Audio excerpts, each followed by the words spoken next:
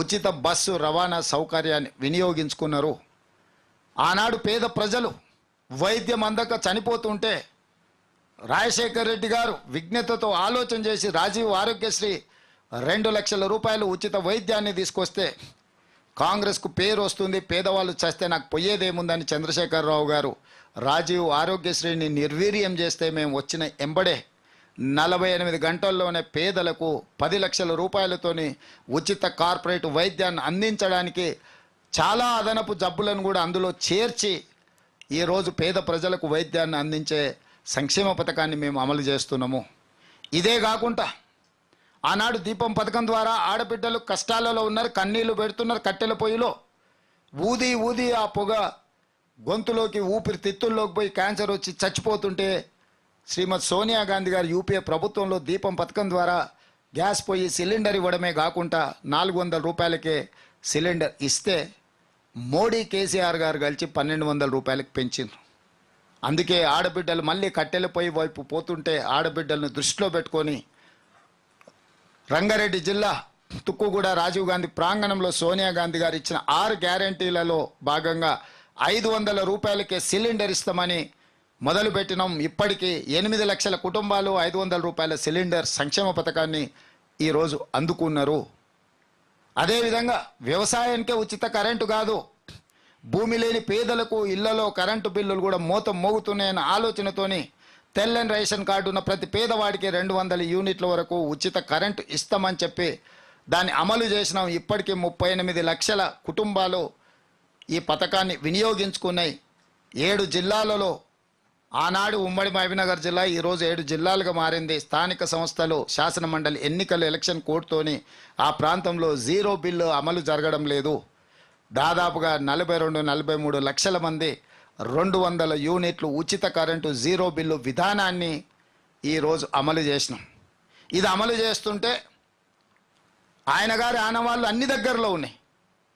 ఎక్కడెక్కడ విష పురుగులను గంజాయి మొక్కల్ని నాటిండో అవి ఇంకా వాటి వాసనలు వెదజల్లుతూనే ఉన్నాయి. తెలంగాణ ఎలక్ట్రిసిటీ రెగ్యులేటరీ కమిషన్ నిన్న మాకు నోటీస్ ఇచ్చింది. మీరు సబ్సిడీ ముందుగాల సంస్థలకు చెల్లించిన తర్వాతనే జీరో బిల్ ఇవ్వాలని. ఆ మేధావికి నేను చెప్పదలుచుకున్నా, ఇన్ని రోజులు రైతులకు ఉచితంగా కరెంట్ ఇస్తే ఆనాటి ప్రభుత్వం 24 గంటలు ఇస్తుందంటే ఏ రోజైనా ఈ ఆదేశం ఇచ్చినవా? నీ జాతి బుద్ధి నీ నీతి బోనించుకోలేదని చెప్పి ఆదేశాలు ఇచ్చినాయని నేను చెప్పదలుచుకున్నా. నీ ఇంటి పేరు తన్నీరు ఉన్నంత మాత్రాన్ని నువ్వు పన్నీరు అనుకుంటున్నావేమో. తెలివితేటలు మానాలి అని నేను చెప్పదలుచుకున్నా. 40,000 కోట్ల రూపాయలు బకాయిలు పెట్టి విద్యుత్ సంస్థలకు ఉచిత కరెంట్ ఇచ్చినని గొప్పలు చెప్పుకుంటున్నప్పుడు ఈ తన్నీరుకు ఆ మాత్రము అవగాహన లేదా? ఈరోజు మేము అట్లా ఇచ్చినమో లేదో ఇప్పుడు మాకు ఆదేశాలు జారీ చేసిండు, నువ్వు ముందుగాల పైసలు కట్టు తర్వాత జీరో బిల్లు అని. అందుకే ఈ గంజాయి మొక్కల్ని పీకే పని మీద ఉన్నా, కలుపు మొక్కల్ని పీకుతూనే ఉన్నా కానీ ఇంకా ఎక్కడ పడితే అక్కడ నాటి పెట్టిండు. అవిగా ఎట్లా వెదజల్లుతున్నాయి వాటి పరిమళాలంటే ఊహించని విధంగా వెదజల్లుతున్నాయి. అయినా ఏం ఊరుకోను, రోజుకు 18 గంటలు పని చేస్తూనే ఉంటా. ఈ గంజాయి మొక్కల్ని పీకేస్తా, మొత్తానికి సమూలంగా గంజాయి మొక్క అనేది తెలంగాణ రాష్ట్రంలో ఉండనివ్వను.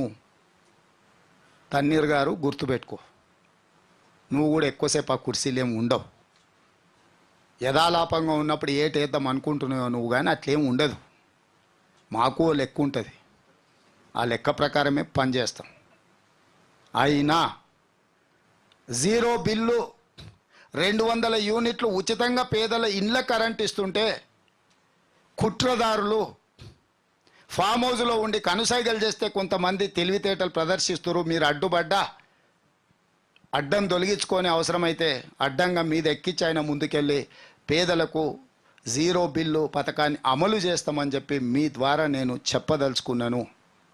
ఇదే కాదు, ఆనాడు పేదవాడికి ఇల్లు ఇవ్వాలి, గ్రామాలలో ఉన్న దళితులు గిరిజనులు పేదవాళ్ళకు ఆత్మ గౌరవం, సొంత ఇల్లు అన్న ఆలోచనతోని తెలంగాణ రాష్ట్రంలోనే 17 లక్షల ఇందిరమ్మ ఇండ్లు కట్టి ప్రతి పేదవాడికి శాచ్యురేషన్ వరకు ఆనాడు కాంగ్రెస్ పార్టీ ఇండ్లు ఇచ్చింది. తర్వాత తెలంగాణ రాష్ట్రం వచ్చినాక డబ్బా ఇండ్లు వద్దు, డబుల్ బెడ్రూమ్ ఇండ్లు ముద్దు అన్నాడు. ఇక ఆ డబుల్ బెడ్రూమ్లు ఎవరికి వచ్చినా ఎవరికి రాలేదు నేను విశ్లేషించదలుచుకోలేదు, మీకు అందరికీ తెలుసు.